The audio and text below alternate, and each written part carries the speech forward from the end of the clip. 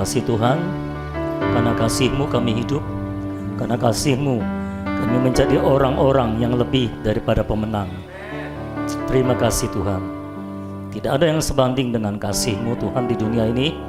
Itu sebabnya Tuhan, kami mengasihi Engkau lebih daripada apapun juga yang ada dalam dunia ini. Tuhan Yesus, Engkau sebagai kasih ada di dalam kami, dan itu sebabnya kami juga bisa mengasihi orang lain, khususnya saudara-saudara seiman kami di dalam Tuhan. Sehingga kasih Kristus itu akan mengalir melalui kehidupan kami Tuhan. Sehingga tubuh Kristus ini penuh dengan kasih ilahi-Mu Tuhan. Kami menyerahkan hidup kami ke dalam tangan Tuhan saja. Kiranya Tuhan sendiri yang akan bekerja, dan Engkau sendiri yang akan dimuliakan ya Tuhan. Kalau sebentar kami masuk dalam persekutuan firman, oh Tuhan, bekerjalah di antara kami, bekerjalah di dalam kami Tuhan. Roh Kudus, kami mohon Kau menyalurkan hayat-Mu di tengah-tengah kami, yang semakin berlimpah dan semakin berlimpah Tuhan, sehingga kami kaya dalam hayat, dan sehingga hayat-Mu akan menaklukkan maut di dalam kehidupan jemaat Tuhan. Terima kasih Tuhan, bekerjalah di antara kami, bekerjalah di dalam kami. Karena kami tahu firman-Mu akan menjadi roh dan hayat bagi kami. Terima kasih Tuhan, terpujilah nama Tuhan. Dalam nama Tuhan Yesus kami berdoa. Dan semua kita yang siap bersekutu dalam firman, sama-sama kita katakan amin. Puji Tuhan, silakan duduk.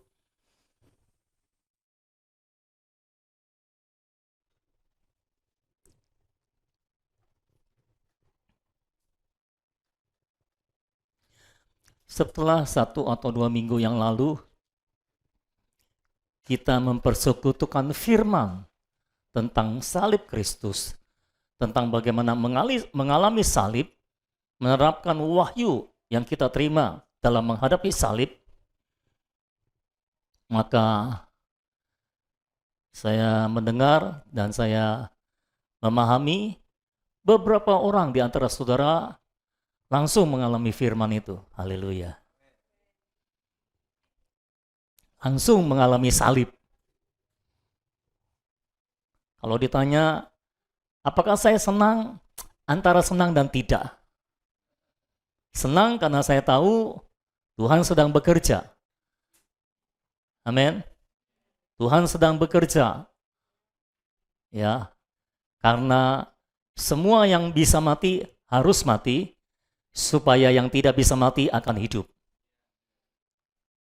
Kalau semua yang bisa mati tidak mati-mati, maka yang tidak mati itu tidak bisa hidup di dalam kita, saudara-saudara.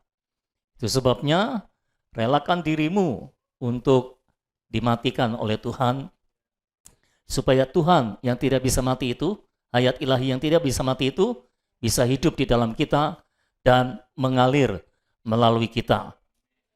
Terus terang, satu sisi saya kasihan melihat orang-orang yang mengalami hal itu, ya, dan saya bisa menangis untuk mereka. Tetapi lain sisi saya senang karena Tuhan sedang bekerja. Tetapi itulah memang jalan Tuhan yang harus kita lalui, saudara-saudara. Mengapa saya mengatakan ini? Saya cuma mau mengatakan seperti ini, saudara. Sebetulnya firman Tuhan yang dipersekutukan pada hari Minggu sebetulnya bisa berfungsi untuk saudara-saudara semua, bisa berfungsi untuk mempersiapkan saudara dalam menghadapi kehidupan yang akan datang. Ya, saya nggak tahu yang mana duluan. Firman disampaikan dulu, baru Tuhan mengatur situasi supaya firman terjadi dalam kehidupan saudara, atau situasinya sebetulnya memang sudah akan terjadi, baru firman disampaikan untuk mempersiapkan saudara. Saya nggak tahu yang mana duluan. Itu di luar wewenang saya untuk mengetahuinya, hanya Tuhan yang tahu.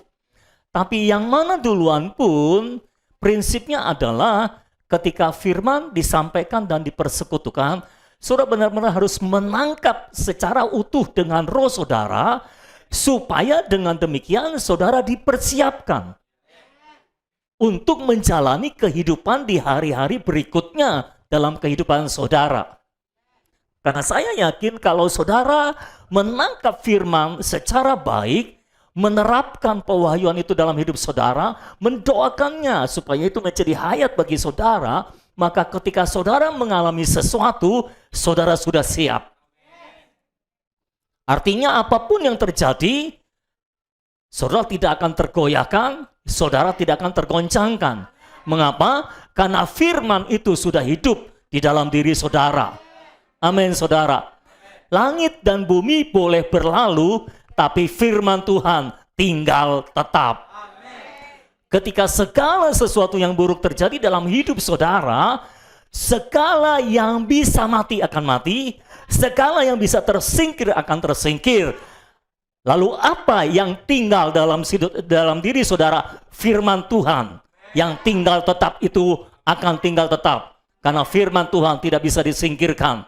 Dan firman Tuhan adalah Tuhan Yesus sendiri. Amin, saudara-saudara.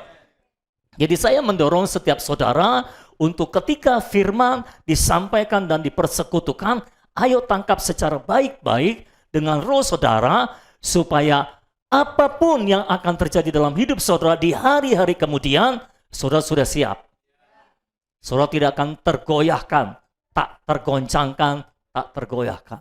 Amin, saudara-saudara. Ya, kita sudah selesai dengan masalah salib dari pasal 17 kitab Matius, saudara-saudara, dan kita sekarang memasuki pasal 18. Pasal 16, pasal 17 adalah pasal yang sangat sulit buat kita semua, bukan hanya buat saudara tapi juga buat saya. Karena menjelaskan hal-hal itu tidak terlalu mudah, saudara-saudara. Kita hanya membutuhkan roh hikmat dan pewahyuan untuk memahami dan menangkap wahyu ilahi tersebut, saudara. Dan dari pihak kita, kita harus benar-benar membuka hati kita.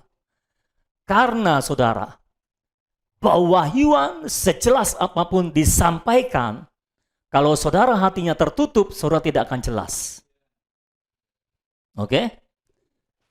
Hayat berlimpah, seberlimpah apapun, itu disalurkan dalam ibadah ini, tapi kalau saudara hatinya tertutup, saudara tidak menerima penyaluran. Semua yang hatinya terbuka, menerima penyaluran hayat dari Kristus ketika Kristus ada di atas muka bumi ini. Bahkan yang terjahat sekalipun.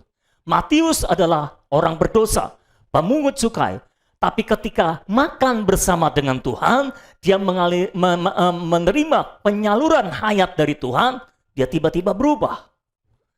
Dia tiba-tiba ingin mempersembahkan hartanya buat orang miskin. Padahal Matius ini orang pelit, medit, kikir. Dan biasanya mencuri harta orang, bukan memberi hartanya kepada orang lain. Tapi sekejap dia berubah karena dia menerima penyaluran hayat. Mengapa? Karena Matius walaupun orang jahat, orang paling berdosa, tapi hatinya terbuka. Tapi sebaliknya orang Farisi ahli Taurat adalah orang baik pada waktu itu, orang beragama yang baik, yang terbaik mungkin. Tapi kita tahu sepanjang kehidupan Yesus dan pelayanan Yesus, mereka tidak pernah menerima penyaluran hayat dari Tuhan. Mengapa? Hatinya tertutup. Jelas, saudara. Jadi saya cuma mau mengatakan, ayo kita membuka hati kita semua terhadap Tuhan, terhadap firman Tuhan. Bisa saya dengar amin lebih keras? Bisa dengar amin dari belakang? Oh, haleluya. Kalau sudah dari depan ke belakang amin, saya aman.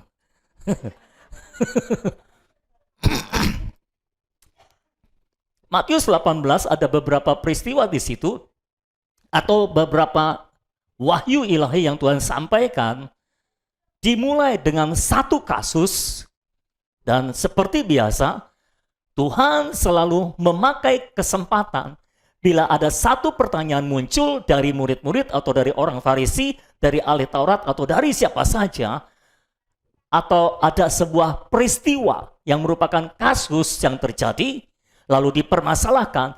Tuhan akan memakai kesempatan itu untuk mewahyukan sesuatu tentang dirinya sendiri atau tentang kerajaan sorga. Nah, pasal 18 di dalam ayat 1 kita melihat ada satu kasus, saudara-saudara. Coba lihat dulu ayat 1. Pasal 18. Atau pertanyaan. Pada waktu itu sama-sama datanglah murid-murid itu kepada Yesus dan bertanya. Apa pertanyaannya? Siapakah yang terbesar dalam kerajaan sorga? Oh, haleluya. Murid-murid datang kepada Yesus dan bertanya, Tuhan, siapakah yang terbesar dalam kerajaan sorga? Ini pertanyaan yang selalu ditanyakan di kalangan hamba-hamba Tuhan. Baik secara tersirat maupun tersurat, saudara-saudara. Ya, karena itu ketika para gembala berkumpul, biasanya ada satu pertanyaan yang suka ditanyakan ketika ngobrol-ngobrol di antara gembala. Pertanyaan yang paling menarik adalah, Bapak jemaatnya berapa? Gitu saudara. Menggembalakan di mana? Kira-kira seperti itu. Di desa atau di kota? Nah, kalau Bapak menggembalakan jemaat yang lebih kecil atau lebih sedikit, berarti saya lebih besar daripada Bapak. Kira-kira seperti itu saudara-saudara. Jadi secara tidak sadar, ini pertanyaan yang beredar di dalam dunia kekristenan sebetulnya. Tetapi tidak di dalam dunia gereja seharusnya. Ya, ingat, gereja adalah realitas kerajaan sorga. Dan kekristenan adalah penampilan luarnya. Dalam penampilan luar, pertanyaan ini selalu ditanyakan. Semua orang, khususnya para hamba Tuhan, selalu ingin tahu siapa yang terbesar dalam kerajaan sorga. Tapi dalam gereja Tuhan, pertanyaan ini haram sifatnya. Boleh saya pakai kata itu ya? Kenapa? Karena kalau orang bertanya siapakah yang terbesar dalam kerajaan sorga, ini menunjukkan mereka punya ambisi untuk menjadi yang terbesar dalam kerajaan sorga. Dan ambisi itu saudara dekatnya kesombongan. Ambisi dan kesombongan biasanya menyatu, saudara-saudara. Seperti dua sisi dari mata uang. Ini berasal dari ambisi dan kesombongan. Itu sebabnya mereka mau tahu siapa yang terbesar di dalam kerajaan sorga. Siapa yang terbesar di antara 12 murid itu. Siapa yang terbesar? Mereka tanya Tuhan supaya Tuhan dipancing untuk mengeluarkan ciri-ciri orang yang terbesar dalam kerajaan sorga, dan berdasarkan parameter yang diberikan oleh Tuhan mereka bisa mengukur siapa yang terbesar di antara mereka. Tapi Tuhan tidak pernah terpancing, saudara-saudara. Jadi maafkan saya orang Kristen, jangan pernah memancing Tuhan, karena Tuhan bukan ikan. Itu sebabnya saudara tidak bisa memancing Tuhan. Kalaupun saudara berusaha memancingnya, Tuhan tidak pernah terpancing. Ya.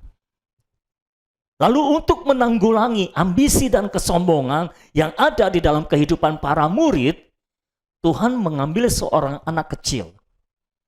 Kayak guru sekolah minggu mengajar anak-anak dengan alat peraga, kira-kira seperti itu. Jadi Tuhan mengajar murid-muridnya, dia ambil satu alat peraga yang hidup, anak kecil.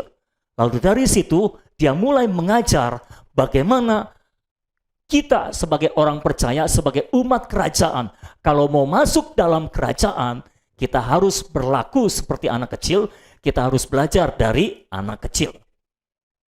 Oke?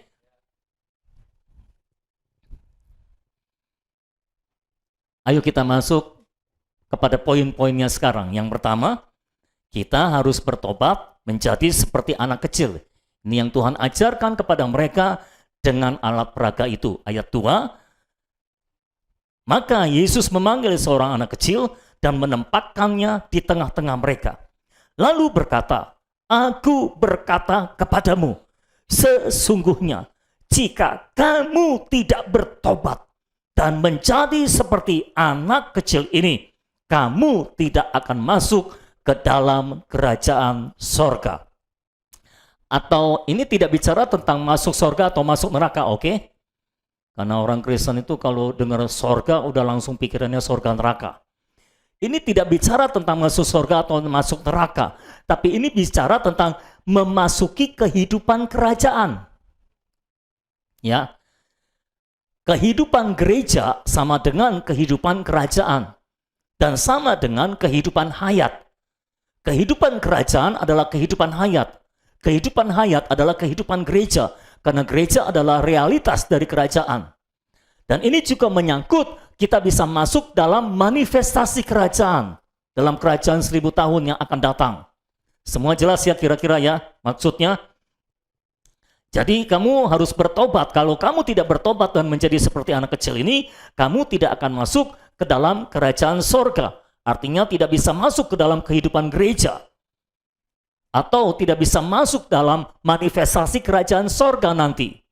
Ayat yang keempat, sedangkan barang siapa merendahkan diri dan menjadi seperti anak kecil ini, dialah yang terbesar dalam kerajaan sorga. Bisakah saudara bayangkan?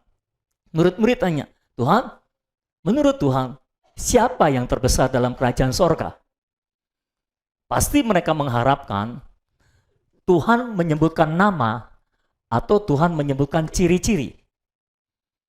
Supaya bisa diukurkan kepada nama-nama, betul? Mungkin Petrus mengharapkan, tunjuk aku dong Tuhan, aku yang terbesar. Karena aku yang paling banyak ngomong. Gitu saudara. Kadang-kadang yang paling banyak ngomong kelihatan yang terbesar, saudara.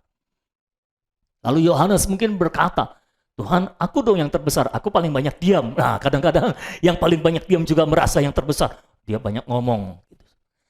Mereka mengharapkan Tuhan menunjuk nama, menunjuk orang, atau menyebut nama, atau menyebutkan ciri-ciri, supaya bisa diukurkan kepada mereka. Tapi tiba-tiba Tuhan tidak menunjuk nama. Tuhan ambil seorang anak kecil, lalu berkata, kalau kamu mau jadi yang terbesar dalam kerajaan sorga, kamu harus menjadi yang terkecil, seperti anak kecil ini. Kalau kamu mau jadi yang terbesar dalam kerajaan sorga, kamu benar-benar harus bertobat dari pola pikir alamiah kamu itu, dan menjadi seperti anak kecil ini. Karena barang siapa mau jadi yang terbesar, dia harus jadi yang terkecil. Perhatikan baik-baik, ini adalah jalan hayat. Ini adalah jalan dalam kerajaan sorga. Ini adalah jalan hayat. Perhatikan baik-baik, jalan hayat seringkali bertentangan, berlawanan, berkebalikan dengan jalan dunia ini. Oke? Di dalam dunia ini, kalau saudara mau jadi yang terbesar, saudara harus berusaha untuk menjadi orang yang sebesar-besarnya, punya kemampuan yang banyak dan mengalahkan orang-orang. Sehingga mereka ada di bawah saudara dan saudara menjadi yang terbesar atau yang tertinggi. Betul? Itu jalan dunia ini. Tapi jalan hayat berkebalikan daripada itu. Jalan hayat berkata, kalau kamu mau jadi yang terbesar, kamu harus jadi yang terkecil. Halo? Kalau kamu mau ada di atas, kamu harus turun. Kalau kamu mau dimuliakan, kamu harus tersalib. Kalau kamu mau bangkit, kamu harus mati. Ini jalan yang berkebalikan dengan jalan dunia ini. Itulah sebabnya ada banyak orang Kristen sulit memasuki jalan hayat, karena jalan hayat itu berkebalikan dengan otak mereka, dengan pikiran mereka. Nggak bisa masuk akal mereka, saudara. Bagaimana mungkin kita mau jadi yang terbesar, malah disuruh jadi yang terkecil? Di tempat lain Tuhan berkata, siapa yang mau jadi pemimpin, jadilah pelayan. Nah, gimana caranya? Di mana-mana dalam jalan dunia ini, pemimpin itu dilayani.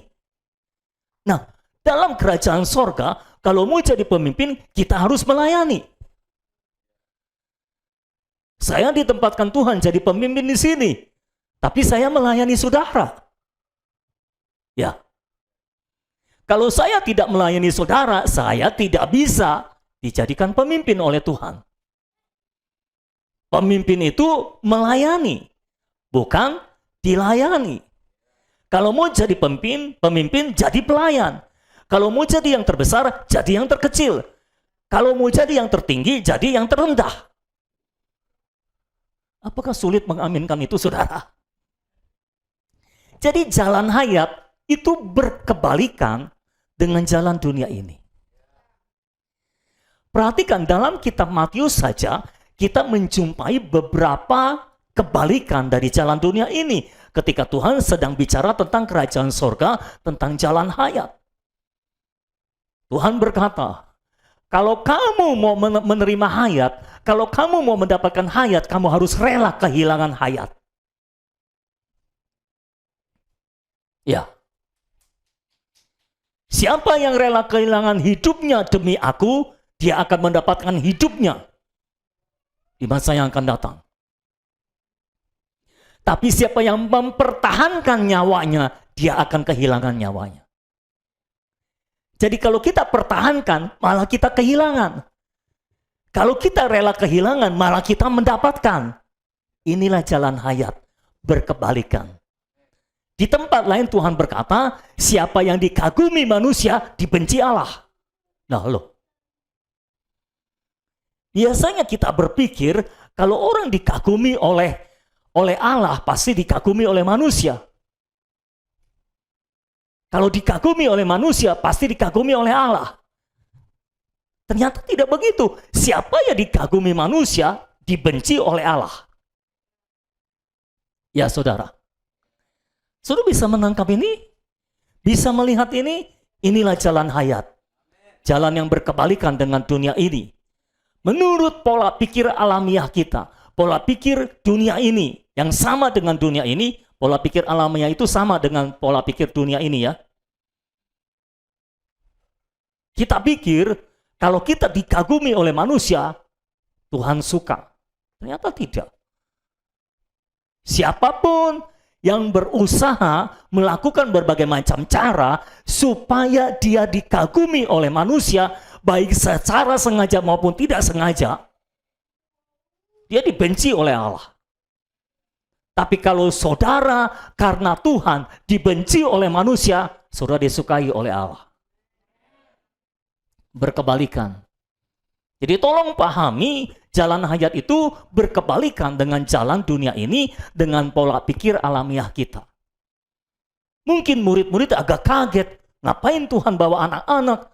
Lalu Tuhan menunjuk kepada anak-anak itu, ditempatkan di tengah-tengah mereka.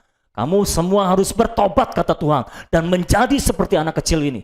Lah, di mana-mana anak kecil disuruh jadi orang dewasa. Ini orang dewasa disuruh jadi anak kecil lagi. Gimana sih? Berkebalikan. Selamat siang semua. Lalu Tuhan berkata, kalau kamu mau jadi yang terbesar, jadilah yang terkecil. Seperti anak kecil ini. Siapapun yang merendahkan diri dan menjadi seperti anak kecil, dia adalah yang terbesar dalam kerajaan surga. Jadi parameternya sekarang ada dan gampang.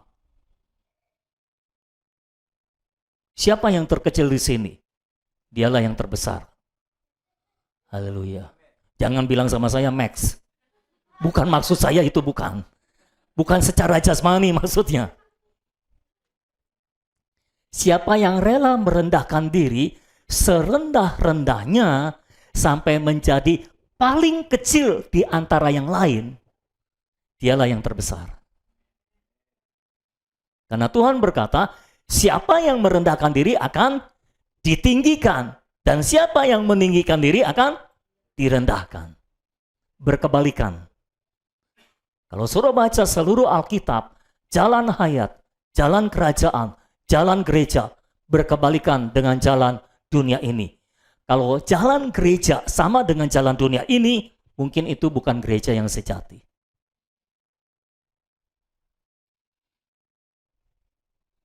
Jadi Tuhan berkata, siapa yang mau jadi terbesar, dia harus merendahkan diri menjadi seperti anak kecil. Siapa yang mau jadi seperti anak kecil? Mau? Bukan maksudnya saudara jadi kekanak-kanakan, bukan itu. Anak kecil adalah orang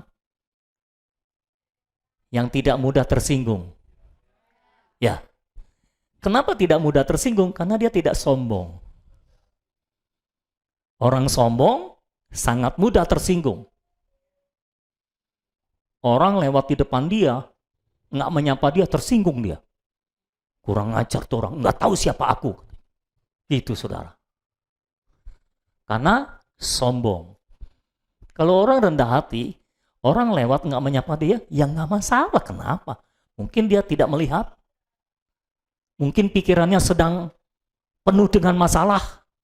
Jadi orang segede gini nggak kelihatan gitu kira-kira saudara. Kan kadang-kadang ada yang begitu kan. Pikirannya lagi kemana-mana, kita di depan dia terasa nggak ada orang. Kayak gitu saudara. Orang yang sedang jatuh cinta itu sama dengan orang bingung. Sama-sama nggak ngelihat orang. Kan katanya kalau orang sedang jatuh cinta, mertua lewat juga nggak kelihatan gitu kan. Nah orang sedang bingung juga kayak gitu.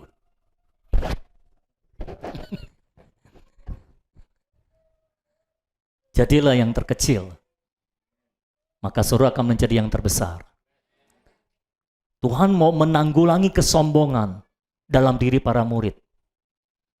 Kamu tuh mempeributkan dan memperebutkan siapa yang terbesar. Itu menunjukkan ada akar kesombongan dalam diri kamu, ada ambisi dalam diri kamu.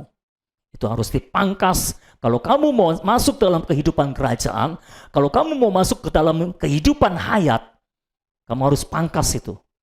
Nggak boleh ada dalam diri kamu. Orang yang paling sombong adalah orang yang paling gampang tersinggung. Dan orang yang paling rendah hati adalah orang yang tidak mudah tersinggung. Kalaupun tersinggung cuma sebentaran, udah. Lupa lagi dia. Sudah mengampuni. Kan anak-anak gitu ya. Berantem. Berantem. Orang tua si A, si B berantem, anak-anak kecil dua-duanya. Orang tua si A belain si A, orang tua si B belain si B. Akhirnya orang tua si A dan si B berantem, anaknya udah damai. Iya kan? Pernah ngalami gitu ya? Ketika saudara melihat anak saudara sudah damai, nih anak, gue berantem gara-gara lu sudah damai gitu kira-kira. Kita tersinggung lagi saudara. Ya. Anak kecil itu nggak mudah tersinggung, karena dia masih polos, saudara-saudara. Dan salah satu hal dari anak kecil yang paling harus ditiru adalah dia itu sangat bergantung kepada orang tuanya. Ya, kan dalam salah satu MYT kita pernah membacanya, hayat membuat kita bergantung. Jadi kalau saudara berada di dalam jalan hayat, saudara akan bergantung kepada Tuhan dengan sendirinya. Kalau saudara tidak bergantung, menunjukkan saudara tidak berada di dalam jalan hayat. Saudara belum memasuki kehidupan kerajaan. Jadi anak kecil. Ya. Nah, orang dewasa itu lebih sombong karena itu tidak mau bergantung. Orang yang tidak mau bergantung itu orang sombong, saudara. Makanya susah masuk dalam kehidupan gereja.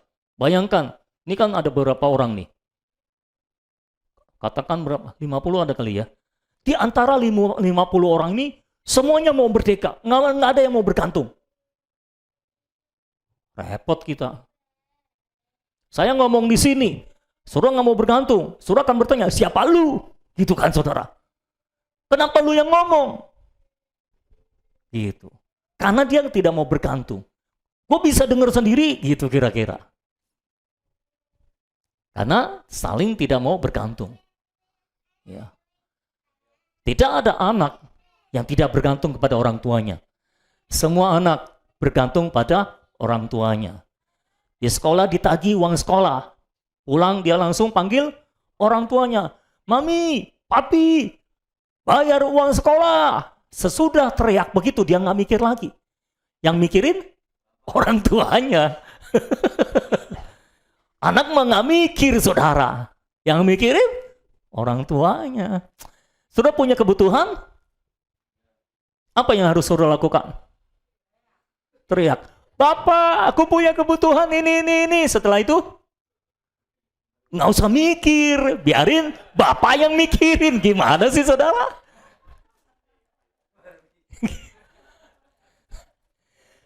Kalau saudara setelah berdoa, setelah minta, masih mikirin terus, itu menunjukkan saudara nggak bergantung. Saudara nggak seperti anak kecil. Ampuni Tuhan. Ya, biarlah Tuhan ampuni. Nah, kita harus jadi seperti anak kecil gitu. Makanya anak kecil itu rendah hati banget, saudara. Habis dia berdoa, dia percaya sepenuhnya bapaknya akan mencukupi kebutuhan uang sekolahnya. Dia nggak mikir. Yang mikir bapaknya, saudara. Nggak ada di mana-mana anaknya yang mikir. Bapaknya yang mikir. Jangan anak disuruh mikir, saudara-saudara.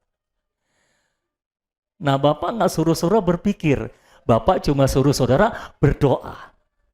Daripada khawatir, lebih baik berdoa, kata Alkitab. Nah, kalau khawatir, jangan mikir. Tapi berdoa. Setelah berdoa, jangan mikir. Siapa yang mikir? Bapak yang mikir dong. Gimana sih saudara? Belum bisa jadi orang Kristen ini. Jadi orang Kristen adalah jadi seperti anak kecil. Kita rendah hati dan sangat bergantung kepada Bapa. Ya, kita sangat bergantung kepada Bapa. Tanpa Dia, kita bukan apa-apa, kita bukan siapa-siapa. Tanpa Dia, kita nggak tahu di mana kita akan ditemukan. Tapi puji Tuhan, Dia menemukan kita. Sehingga kita menerima Dia dan Dia masuk ke dalam kita. Kita memiliki hayat Allah sehingga kita menjadi anak-anak Allah.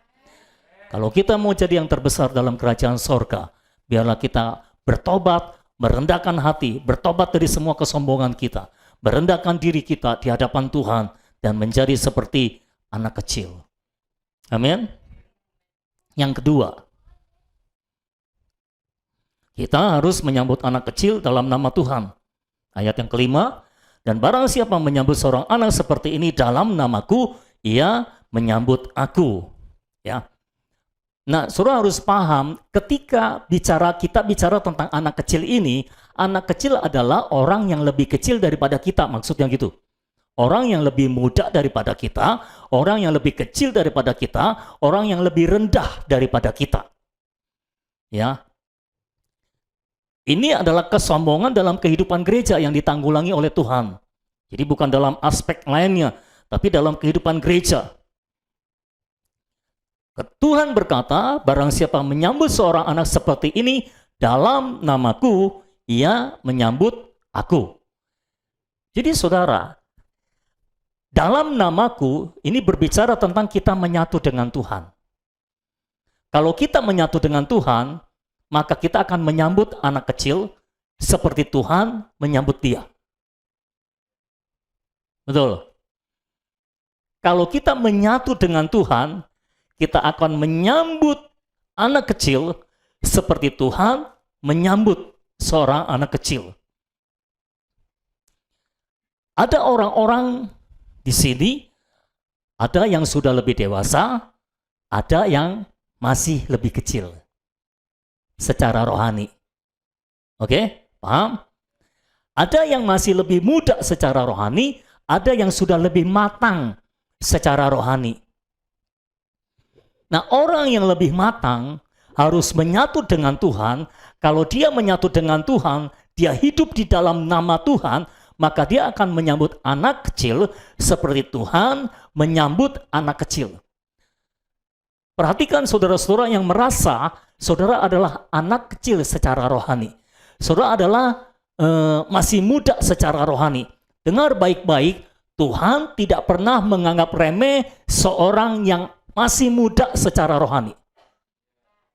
Saya ulangi sekali lagi, Tuhan memperhatikan saudara, Tuhan menyambut saudara, Tuhan tidak pernah menganggap remeh seorang yang masih muda secara rohani. Dan sebagaimana Tuhan menyambut mereka, seharusnya kita juga menyambut mereka, menerima mereka di antara kita. Ya saudara ya, menerima mereka di antara kita, bukannya ditolak, bukannya diremehkan, tapi kita menyambut. Dan Tuhan berkata, kalau kamu menyambut seorang yang lebih kecil daripada kamu ini, seperti aku menyambut mereka, maka kamu menyambut aku. Dari satu sisi, kita harus menyambut mereka, orang yang lebih kecil daripada kita, seperti Tuhan menyambut mereka. Di lain sisi, ketika kita menyambut mereka dalam nama Tuhan, kita sedang menyambut Tuhan. Artinya apa? Anak kecil itu mewakili Tuhan. Betul ya? Tuhan menyamakan anak kecil itu dengan Tuhan. Kalau kita menyambut mereka, kita menyambut Tuhan. Halo? Semua paham apa yang saya sampaikan? Ya.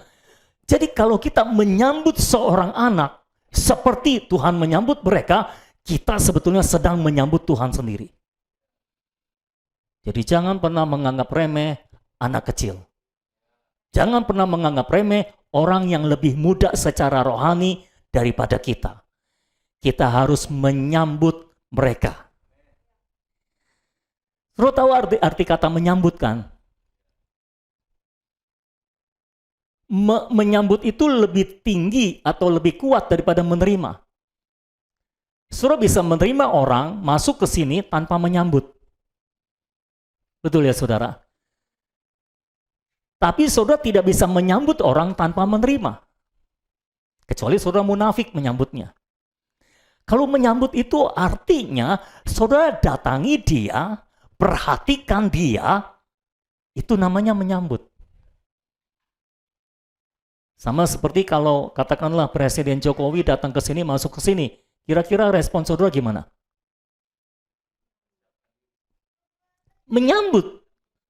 Semua buru-buru bersalaman gitu kan. Semua berusaha dekat-dekat dengan dia. Apalagi kalau di shoot kamera. Semua berusaha dekat-dekat supaya masuk kamera.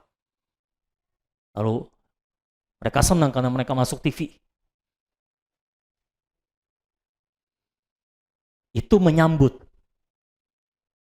Jadi kita harus menyambut anak kecil seperti Tuhan menyambut mereka. Saya mau bicara kepada orang-orang yang sudah lebih dewasa secara rohani. Maukah saudara menyambut orang-orang yang masih lebih muda rohaninya daripada saudara seperti Tuhan menyambut mereka? Amin. Kalau saudara menyambut mereka seperti Tuhan menyambut mereka, saudara sebetulnya sedang menyambut Tuhan. Ini prinsip yang luar biasa, saudara. Dan ini yang harus diterapkan dalam gereja Tuhan. Karena seringkali kita menganggap remeh seorang anak yang baru lahir. Atau anak yang masih balita. Kita menganggap remeh, kita menganggap mereka nggak bisa apa-apa. Dan kadang-kadang pendapatnya lucu. Roma 14 ayat 1 berkata, terimalah orang yang lemah imannya tanpa mempercakapkan pendapatnya. Orang yang lemah imannya adalah anak kecil. Terimalah mereka yang lemah imannya tanpa, perhatikan, tanpa mempercakapkan pendapatnya. Kadang-kadang kita terima anak kecil, tapi kita mempermasalahkan pendapatnya. Karena anak kecil kan pendapatnya suka lucu-lucu ya. Dan tidak masuk akal buat orang dewasa. Betul. Waktu anak saya masih kecil, anak saya yang laki-laki, saya nggak mau sebut namanya, anak saya yang laki-laki.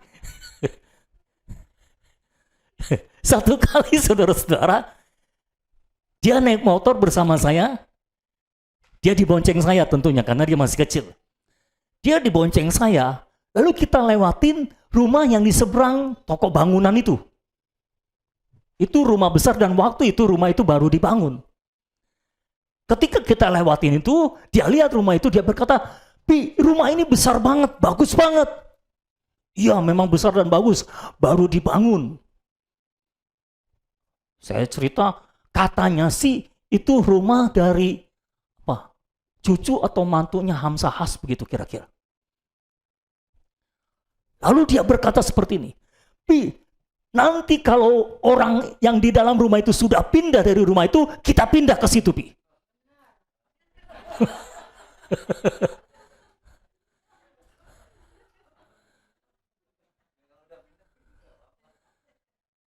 Sesederhana itu.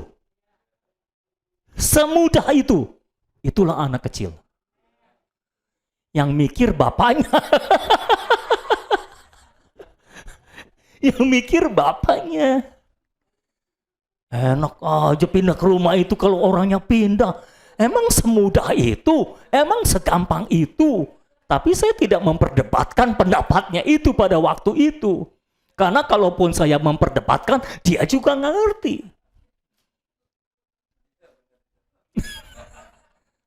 Anak kecil itu begitu, saudara. Nah makanya ya, orang Kristen yang rumit, susah masuk dalam hidup gereja. Karena terlalu rumit pikirannya. Udah mikir kayak anak kecil, sesederhana itu. Kalau orang itu pindah, kita pindah ke situ. Haleluya. Gampang kan? Gampang. Siapa yang mikir? Bapaknya.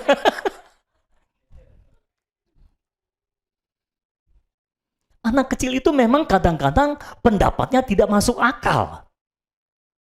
Termasuk dalam hal rohani. Dan lucu gitu saudara. Tapi Alkitab berkata kita harus menerima orang yang lemah imannya tanpa mempercakapkan pendapatnya. Nah ini orang Kristen kadang-kadang kalau ada pendapat yang aneh dari seorang anak kecil dipercakapkan. Lalu dipercakapkan kemana-mana lagi. Nah ini bisa mengganggu pertumbuhan si anak kecil.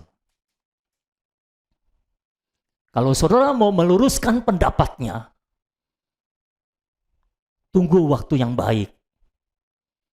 Ya, ketika saudara merawat dia, saudara akan bisa meluruskan pendapatnya tanpa mempercakapkan pendapatnya. Paham ya saudara? Jadi kita harus menyambut anak kecil seperti itu. Terima mereka tanpa mempercakapkan pendapatnya. Karena pendapat anak kecil memang lucu-lucu. Ngegregetin. Ya. Buat mereka semuanya mudah. Kita yang susah. Kan gitu saudara. Jadi itu yang kedua, kita harus menyambut seorang anak kecil seperti Tuhan menyambut mereka. Amin. Yang ketiga, kita tidak boleh menyinggung dan menyandung anak kecil. Ayat 6 sampai ayat yang ke-9. Tetapi barang siapa menyesatkan salah satu dari anak-anak kecil ini yang percaya kepadaku, lebih baik baginya jika sebuah batu kilangan diikatkan pada lehernya, lalu ia ditenggelamkan ke dalam laut. Celakalah dunia dengan segala penyesatannya. Memang penyesatan harus ada, tetapi celakalah orang yang mengadakannya. Jika tanganmu atau kakimu menyesatkan engkau, penggalah dan buanglah itu, karena lebih baik bagimu masuk ke dalam hidup. Perhatikan, masuk ke dalam hayat dengan tangan gudung atau timpang, daripada dengan utuh kedua tangan dan kedua kakimu dicampakkan ke dalam api kekal. Dan jika matamu menyesatkan engkau, jungkilah dan buanglah itu, karena lebih baik bagimu masuk ke dalam hidup dengan bermata satu daripada dicampakkan ke dalam api neraka dengan bermata dua.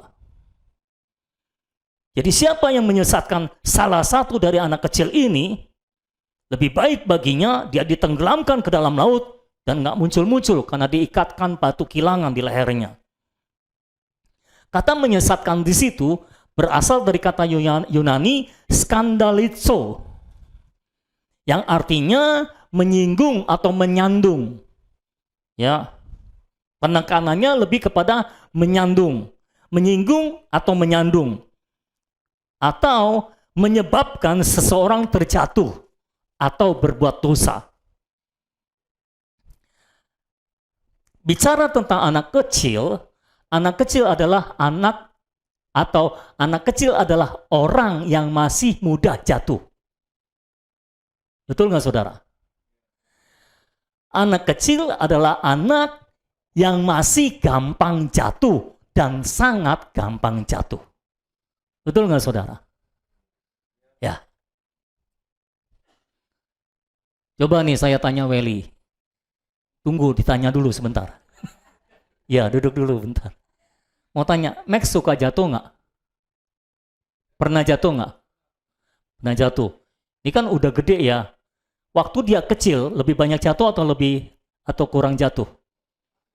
Nah, sekarang udah lebih jarang jatuh dong, karena sudah besar. Nah, jadi Max pernah jatuh dan boleh dikata sering jatuh. Kalau bapaknya, wah, nggak mungkin bapaknya lebih sering jatuh, saudara. Bapaknya boleh dibilang nggak pernah jatuh mungkin. Anak kecil itu orang yang masih gampang jatuh.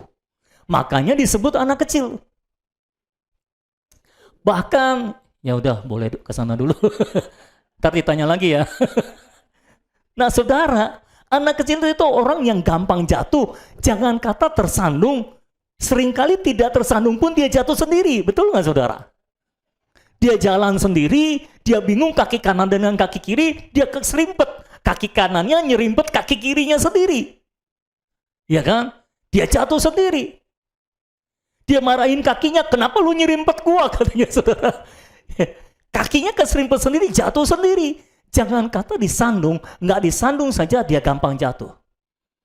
Tuhan berkata, kamu nggak boleh menyandung anak kecil. Anak kecil itu mudah jatuh.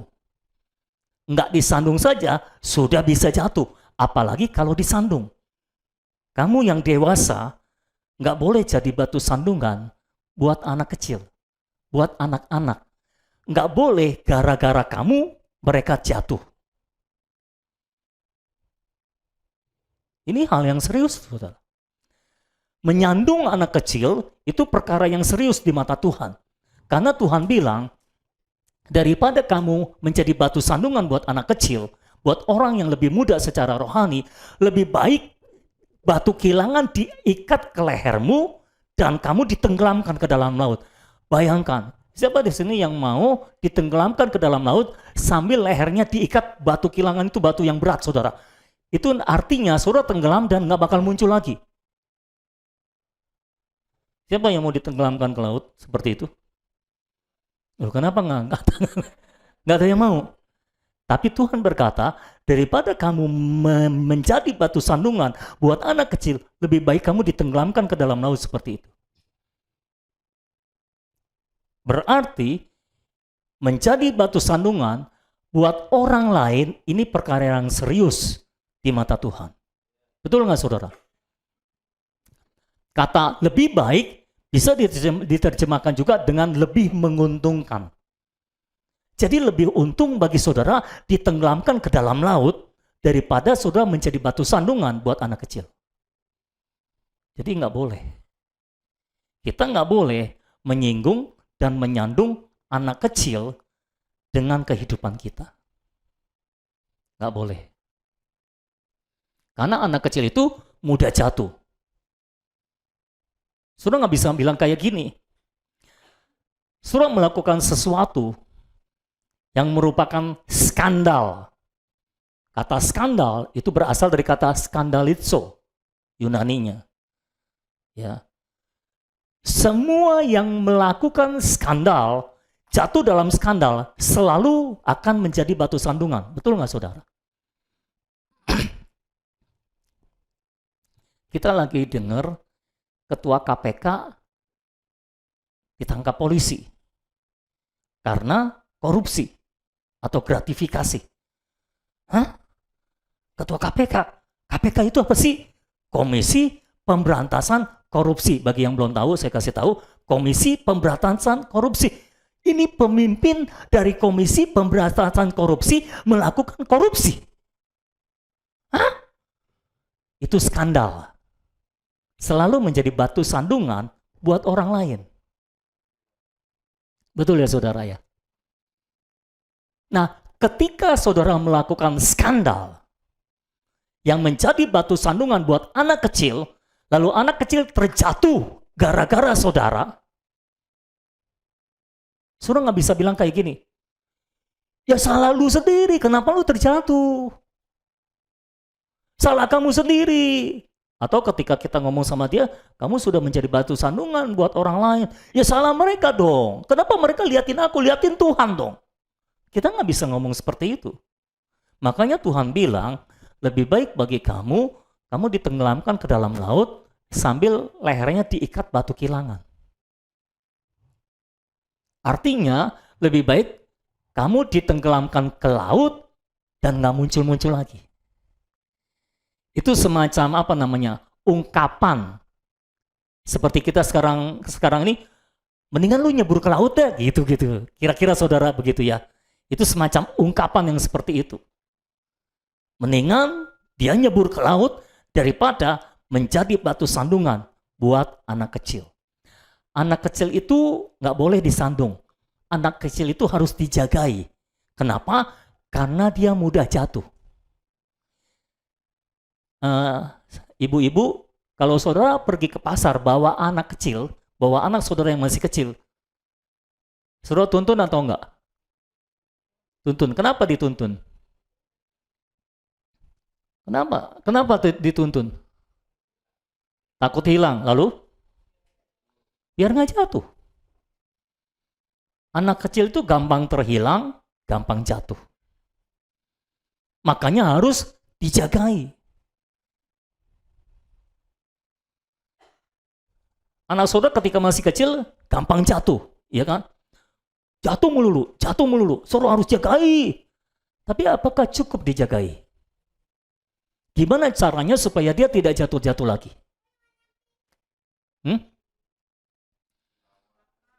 Dirawat, dikasih makan supaya bertumbuh. Kalau dia bertumbuh, dia akan kuat. Tidak akan jatuh lagi. Betul ya saudara? Jadi menurut Tuhan, daripada kamu menyandung anak kecil, lebih daripada itu kamu harus menjagai dan merawat dia.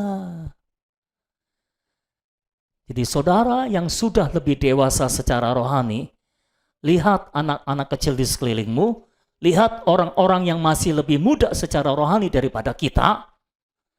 Saudara harus punya beban untuk merawat mereka supaya mereka tidak terjatuh dan terhilang. Saudara harus menjagai mereka secara ekstra, ya, dan merawat mereka. Beri mereka makan supaya mereka bertumbuh. Kalau mereka sudah besar bertumbuh, mereka tidak akan jatuh lagi. Apakah semua jelas? Jadi orang yang sudah lebih dewasa, saudara harus menjagai anak-anak itu. Saudara harus merawat mereka supaya mereka tidak jatuh. Jangan malah saudara yang bikin mereka jatuh. Kalau saudara terus menyinggung dan menyandung mereka, ya mereka jatuh saudara-saudara. Tidak boleh. Ini semacam panggilan dari Tuhan kepada kita yang sudah lebih dewasa secara rohani. Ada panggilan hari ini dari Tuhan. Lihat, kalau saudara melihat orang-orang yang lebih muda secara rohani, perlu dibimbing, perlu dijagai, perlu dirawat. Saudara harus menjagai mereka. Saudara harus merawat mereka. Kalau saudara membiarkan mereka, mereka akan terhilang, mereka akan terjatuh. Jadi anak kecil itu harus dijagai dan dirawat. Ya saudara-saudara. Lalu biasanya, kenapa kita bisa menjadi batu sandungan buat orang lain adalah karena di dalam kita masih banyak atau masih memiliki batu-batu yang menyandung hidup kita sendiri. Makanya Tuhan bilang seperti ini. Tuhan bilang seperti ini.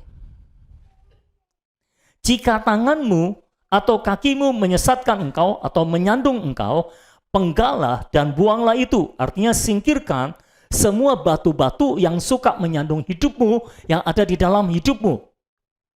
Ya. Lalu, mana? Ayat 8 ya.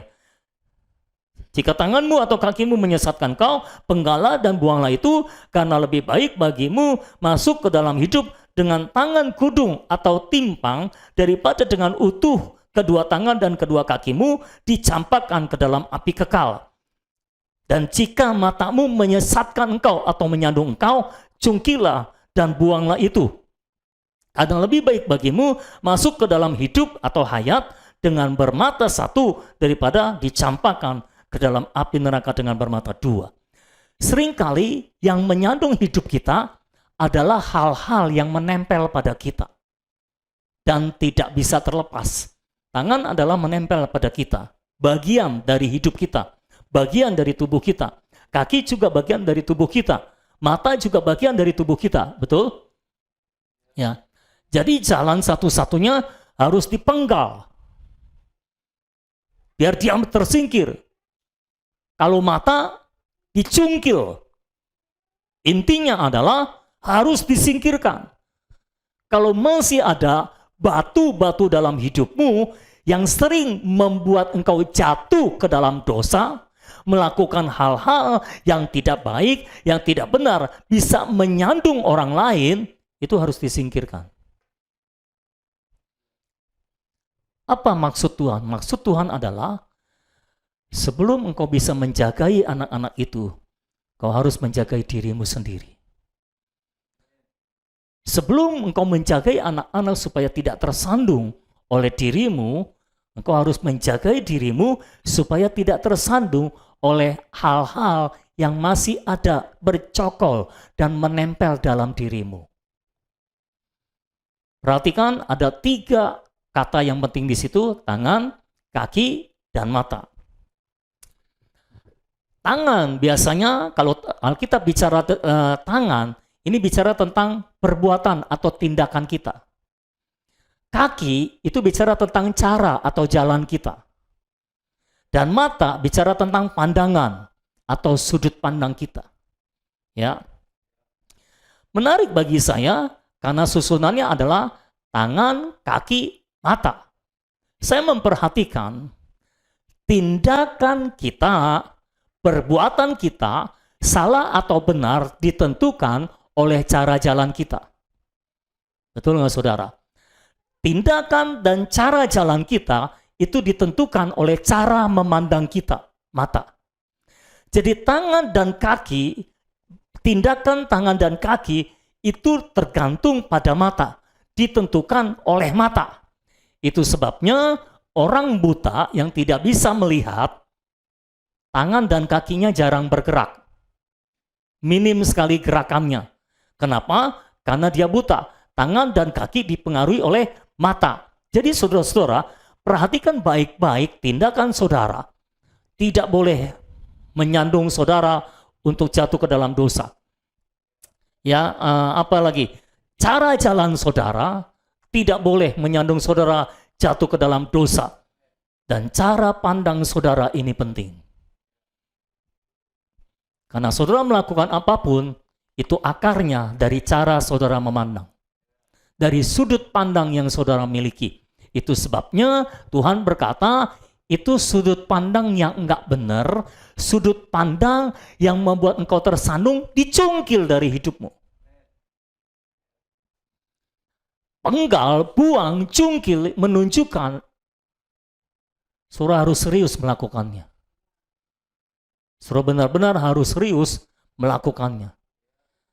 Ini menunjukkan itu harus dibuang daripada kita tidak bisa masuk ke dalam hayat. Ini benar-benar mendesak untuk dibuang, untuk disingkirkan, karena kalau tidak, kita tidak akan masuk ke dalam hayat. Saudara mau masuk ke dalam hayat,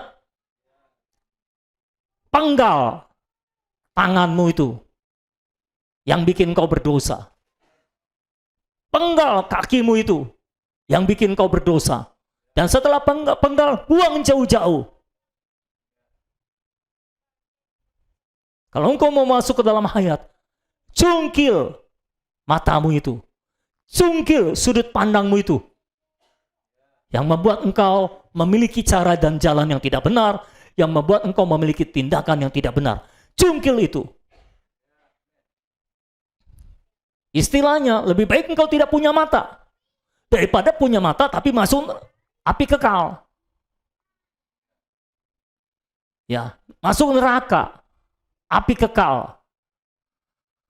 Nah, neraka di sini tidak mengacu kepada lautan api yang nanti. Neraka di sini mengacu kepada sebuah tempat di Israel. Ada satu tempat, ya, namanya neraka kalau diterjemahkan. Jadi ada satu tempat, itu tempat pembakaran. Tempat pembakaran yang terus-menerus apinya tidak berhenti menyala. Dan dalam tempat pembakaran itu, semua sampah, semua bangkai, semua orang jahat yang dihukum mati dibuang ke situ semua. Dan apinya memang tidak mati-mati. Makanya dibilang, daripada kamu masuk api kekal itu, api yang tidak mati-mati itu, lebih baik kamu penggal, cungkil, supaya kamu bisa masuk ke dalam hayat. Kayak gitu, saudara. Lebih baik kamu masuk ke dalam hayat. Tapi kamu harus melakukan tindakan disiplin yang keras, yang ketat, yang tegas. Nggak boleh kendor. Nggak boleh setengah-setengah. Harus penggal ya penggal, jangan disayang-sayang. Nah terkadang saudara ya, kita memiliki tindakan-tindakan yang sebetulnya bisa membawa kita kepada dosa atau menyandung orang lain yang kita sayangi. Kalau saya suruh saudara, ayo coba renungkan, tindakan apa, atau kerjaan apa, atau kelakuan apa, tindakan apa yang saudara sudah suka lakukan, tapi sebetulnya itu punya potensi untuk menjadi skandal yang menyandung orang lain. Saudara akan ingat, oh ini. Tapi permasalahannya, setelah saudara ingat ini, saudara nggak mau buang. Tuhan bilang penggal. Buang. Jangan disayang-sayang. Kenapa kita sayang-sayang? Tapi Tuhan, ini berkenan dengan hobiku loh Tuhan. Ini berkenan dengan kesukaanku gitu loh saudara. Ini yang membuat kita jadi sayang dan tidak memenggalnya. Harus dipenggal, cungkil, buang. Sadis amat. Terhadap semua hal yang bisa menyandung kita dan membuat orang lain tersandung, kita harus sadis. Orang Kristen yang tidak terlalu sadis terhadap dirinya, terhadap hal-hal yang masih tidak cocok dengan Tuhan dalam dirinya, masih disayang-sayang, tidak memperlakukannya secara sadis, orang Kristen jenis seperti ini sulit untuk bertumbuh. Saudara harus sadis.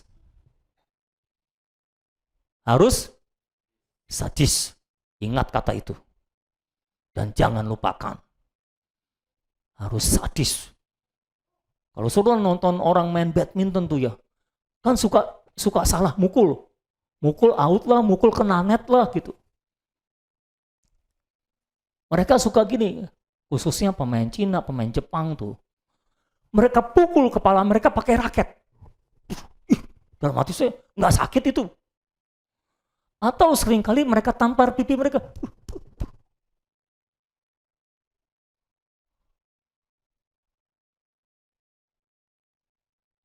Kalau saudara melihat orang-orang yang sadis terhadap dirinya sendiri seperti itu bisa menjadi juara. Tapi orang yang tidak sadis terhadap dirinya sendiri, kalau salah, ya salah. Udah, nggak apa-apa. Nanti diperbaiki. Tapi nggak ditampar pipinya. Nggak diketok kepalanya pakai raket.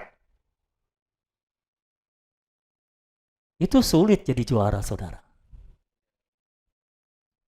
Maafkan saya jarang melihat pemain Indonesia seperti itu, saudara. Tapi saya melihat pemain Cina, pemain Jepang, itu kalau ketok kepalanya pakai raket keras juga loh, saudara. Kan pukulan mereka kenceng ya, saudara. Coba saudara latihan, ketok kepala saudara di rumah pakai centong nasi. Itu lumayan. Nah, itu yang saya maksud, saudara harus sadis terhadap diri saudara sendiri. Baru saudara akan jadi pemenang. Baru saudara akan masuk ke dalam hayat. Amin. Daripada seorang mempertahankan semua kelemahan, kesalahan yang bisa jadi batu sandungan itu terus dipertahankan, terus disayang-sayang. Penggal. Buang. Hentikan sayang dirimu itu. Jangan mengasihani dirimu sendiri. Amin, saudara. Jadi semua batu sandungan harus disingkirkan dari hidup kita. Saya yakin, kalau di dalam kita sendiri sudah tersingkir semua batu sandungan yang bisa menyandung hidup kita, maka kita tidak akan pernah menjadi batu sandungan untuk orang lain. Yang membuat kita seringkali bisa jadi batu sandungan buat orang lain adalah karena di dalam kita masih banyak batu yang menyandung hidup kita sendiri. Singkirkan batu itu. Amin? Amin. Oke, yang keempat, kita tidak boleh menganggap rendah seorang anak kecil. Ayat 10 dan 11. Ingatlah, jangan menganggap rendah seorang dari anak-anak kecil ini. Karena aku berkata kepadamu, ada malaikat mereka di sorga yang selalu memandang wajah Bapakku yang di sorga. Karena anak manusia datang untuk menyelamatkan yang hilang. Nah, saudara-saudara yang dikasih oleh Tuhan, untuk hal ini Tuhan memberikan sebuah cerita, sebuah perumpamaan. Ayat 12, bagaimana pendapatmu jika seorang mempunyai 100 ekor domba dan seekor di antaranya sesat? Tidakkah ia akan meninggalkan yang 99 ekor di pegunungan dan pergi mencari yang sesat itu? Dan aku berkata kepadamu, sesungguhnya jika ia berhasil menemukannya, lebih besar kegembiraannya atas yang seekor itu daripada atas yang ke-99 ekor yang tidak sesat. Demikian juga Bapakmu yang di sorga tidak menghendaki supaya seorang pun dari anak-anak ini hilang. Perhatikan, Bapa di sorga tidak menghendaki seorang pun dari anak-anak ini hilang. Bagaimana dengan kita? Seringkali kita punya 100 domba. Satu terhilang. Dan biasanya yang terhilang itu adalah anak-anak. Karena anak kecil gampang hilang dan gampang jatuh. Jadi kalau saudara suka hilang-hilangan, nah mungkin saudara masih anak-anak. Satu orang terhilang. Satu domba terhilang. Apa yang dilakukan oleh si gembala? Dia tinggalkan yang 99, dia cari yang satu sampai ketemu. Dan kalau yang satu itu yang hilang itu ketemu, maka dia akan bergembira atas yang satu ini lebih daripada yang 99 yang tidak hilang. Artinya apa? Bapak tidak pernah membiarkan seorang pun dari anak-anak itu hilang. Permasalahannya adalah kita orang Kristen sebagai orang-orang yang lebih dewasa secara rohani seringkali menganggap remeh seorang anak kecil sehingga kita berkata, udahlah nggak apa-apa dia hilang. Cuma satu ini masih ada 99. Nah, membiarkan orang Kristen yang lebih muda secara rohani daripada kita, membiarkan mereka terhilang adalah salah satu bentuk peremehan terhadap anak kecil. Itu sebabnya Tuhan berkata, jangan merendahkan seorang pun dari seorang anak kecil ini. Lalu Tuhan memberikan perumpamaan domba yang hilang itu, saudara. Jadi saya harap saudara bisa menangkap isi hatinya Tuhan pada hari ini. Tuhan itu punya hati, tidak akan membiarkan seorang pun di antara kita terhilang. Dan biasanya yang suka terhilang adalah masih anak-anak, saudara-saudara. Itu sebabnya saya bicara sekali lagi, ayo kita yang merasa lebih dewasa secara rohani, perhatikan itu kalau ada orang yang masih lebih muda dibandingkan kita secara rohani, perhatikan mereka, sambut mereka, jagai mereka, rawat mereka. Jangan malah jadi batu sandungan, rawat mereka. Rawat mereka. Jangan biarkan mereka hilang. Dan kalau sampai hilang, walaupun cuma satu dan itu anak kecil, saudara harus cari kemana sampai ketemu. Itulah hati Bapa. Jadi sekali lagi saya mendorong setiap orang yang sudah lebih dewasa rohaninya, ya, artinya kakaknya harus menjagai adiknya, merawat adiknya, sehingga adiknya bertumbuh dan tidak jatuh lagi dan tidak terhilang lagi. Dan sejak hari ini, ayo kita sama-sama memperhatikan seluruh jemaat Tuhan yang ada.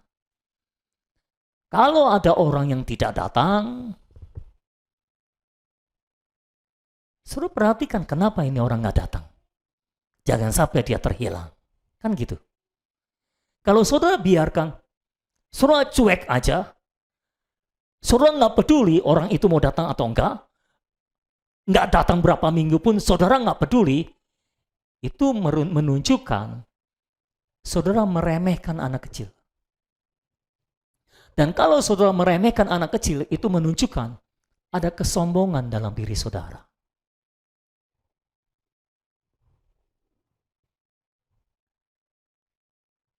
Walaupun sulit menerimanya, tapi terimalah. Karena Tuhan mengatakan seperti itu. Itu sebabnya hari ini Tuhan mau menanggulangi semua jenis kesombongan dalam diri kita. Supaya apa?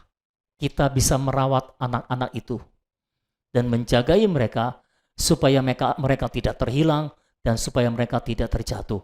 Dan kalau ada di antara mereka yang terhilang, maka kita akan dengan sigap mencarinya supaya mereka ditemukan dan tidak terhilang lagi. Amin. Saudara bisa menangkap apa yang saya sampaikan? Saya harap hari ini, ayo kita terbuka di hadapan Tuhan untuk diterangi. Dan biarlah terang itu memenggal, membuang, mencungkil segala bentuk kesombongan yang masih ada dalam diri kita yang tanpa kita sadari, sehingga membuat kita jadi tidak peduli terhadap anak-anak kecil. Kita menganggap remeh anak-anak kecil. Mengapa kita tidak peduli? Karena kita menganggap remeh. Dan mengapa kita menganggap remeh? Karena masih ada kesombongan dalam diri kita yang harus dipenggal. Bila hari ini Roh Kudus akan bekerja memenggal semua kesombongan dalam diri kita, saudara-saudara. Kita tidak pernah menganggap remeh seorang pun anak Tuhan, sekalipun dia yang terkecil. Kita akan memandang mereka seperti memandang Tuhan. Kita akan menyambut mereka seperti menyambut Tuhan. Dan kita akan menolong mereka supaya mereka tidak terjatuh. Seperti yang Tuhan inginkan. Amin, saudara-saudara. Jadi bagi saudara-saudara yang masih merasa saudara belum dewasa secara rohani, ayo saya dorong saudara, ayo bertumbuhlah. Ayo bertumbuhlah. Ayolah punya keinginan untuk dirawat oleh orang yang lebih dewasa. Yang lebih dewasa, ayolah punya keinginan untuk merawat yang lebih muda. Ya, terima kasih untuk dua amin. Coba saya ulangi, siapa tahu lebih banyak aminnya. Orang yang lebih dewasa, ayolah punya keinginan untuk merawat yang lebih muda. Dan orang yang masih lebih muda, apakah saudara nggak mau bertumbuh? Tentu saudara mau bertumbuh. Ayolah punya keinginan untuk dirawat, diberi makan, dijagai oleh orang yang lebih dewasa. Sehingga pada akhirnya semua kita akan sama-sama bertumbuh. Sehingga sama seperti tadi Pak Michael bilang, kita semua ini sama. Nggak ada yang lebih rendah, nggak ada yang lebih tinggi. Nggak ada yang lebih besar, nggak ada yang lebih kecil. Amin, saudara. Kita cuma salah satu anggota dari tubuh Kristus yang kita mau berfungsi semuanya. Amin, saudara-saudara. Ya, saya juga akan perlu bertobat ya dari ketidakpedulian yang sebetulnya berakar dari kesombongan. Itu sebabnya perlu ditanggulangi oleh Tuhan sehingga tidak peduli terhadap anak-anak kecil. Mereka mau tumbuh, mau enggak, sebodoh amat. Kalau mereka jatuh, salah mereka sendiri dan sebagainya. Ya. Puji Tuhan, sekarang ini saya sudah cukup banyak merawat orang-orang. Dan saya dorong saudara juga akan melakukannya. Seringkali ketika kita mau merawat orang, yang ada dalam pikiran kita adalah apa?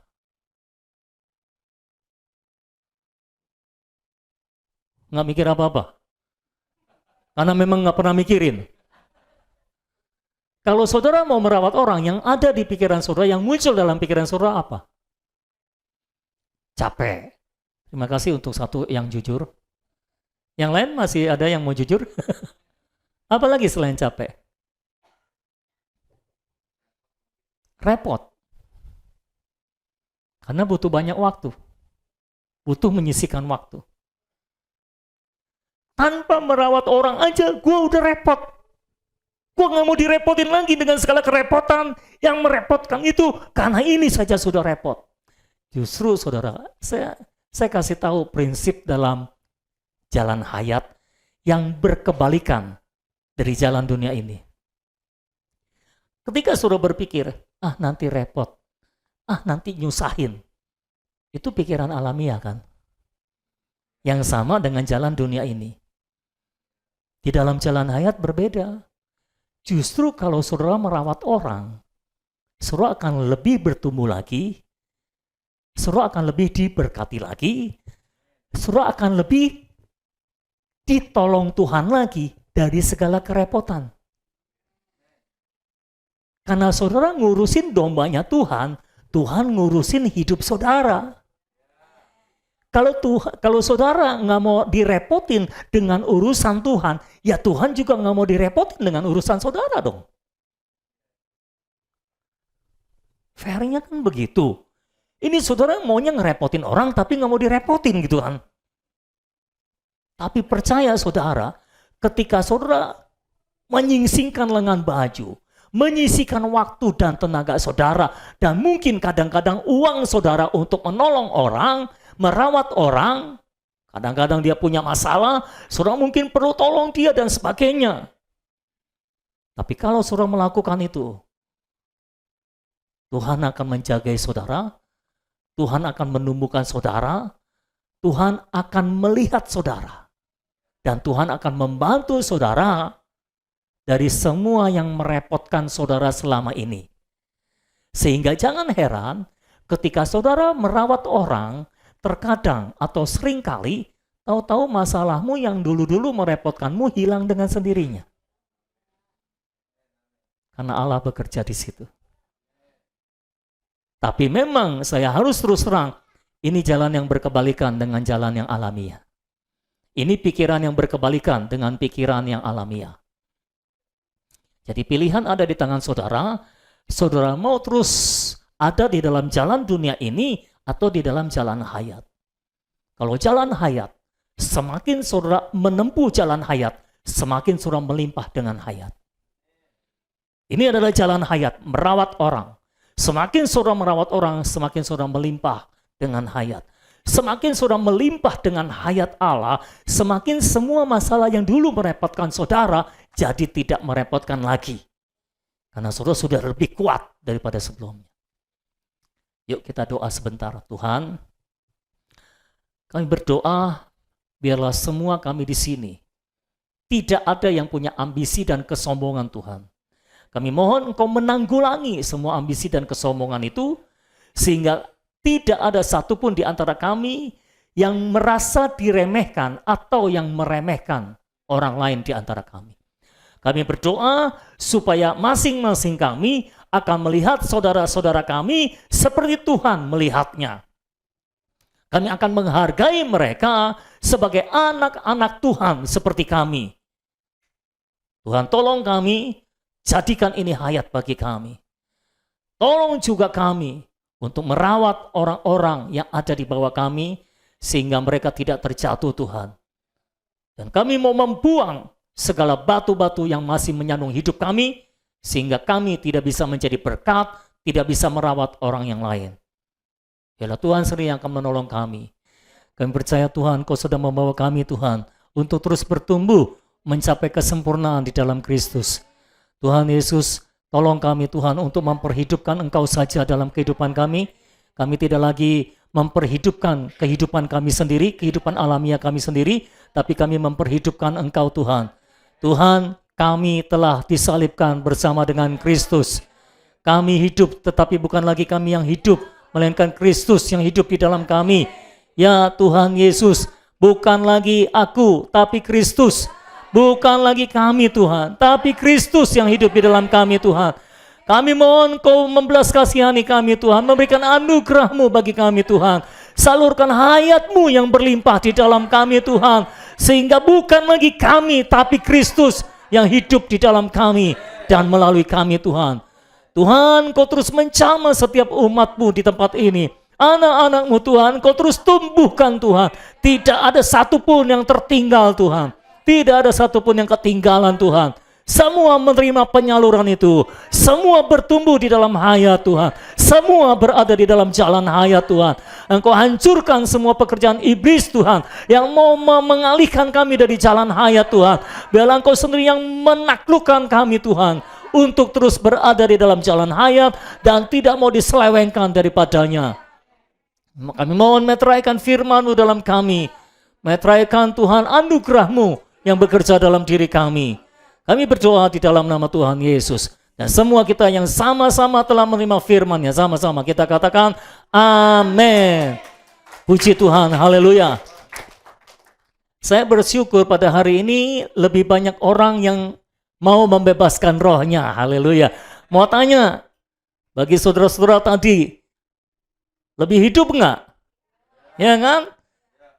Nah, belum semua. Tapi semakin banyak orang yang membebaskan rohnya, hayat akan lebih kuat tersalurnya. Ya, beberapa saudara mungkin nggak ngerti, tapi yang ikut pelatihan hari Sabtu mengerti pasti apa yang saya maksud. Puji Tuhan, Tuhan memberkati saudara semuanya. Selamat siang.